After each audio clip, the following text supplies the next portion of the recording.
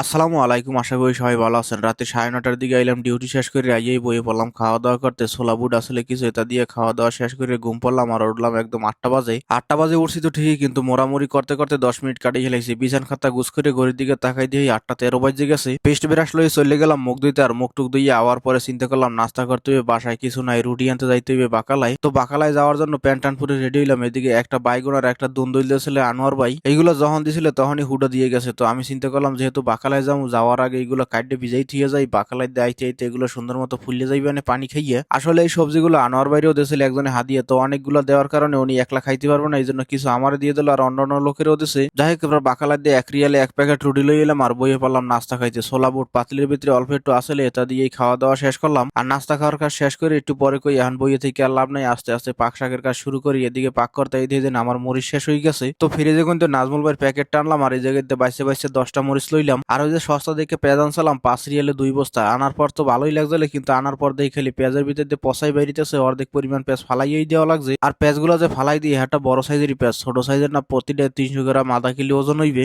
এই জন্য পেঁয়াজ কেনার সময় চেষ্টা করি মিডিয়াম সাইজের পেঁয়াজ কিনতে, কারণ একটা দুইটা নষ্ট হইলেও যাতে বেশি লস না হয়। কিন্তু কি আর করা যাবে, সস্তা কিনতে গেলে এমনই হয়। বাসায় দিয়ে একটা পেঁয়াজ আনলাম, এটার ভিতরে দিয়ে অর্ধেক পচা। যাই হোক, কি আর করা যাবে, বাইসে গুইসে পেঁয়াজ একটা লইলাম। এরপর বাইগুন কাটতে আসলাম, বাইগুনটা তো দেখি ভালোই আছে, কিন্তু দুন্দুল কাটতে যাইয়ে দেখি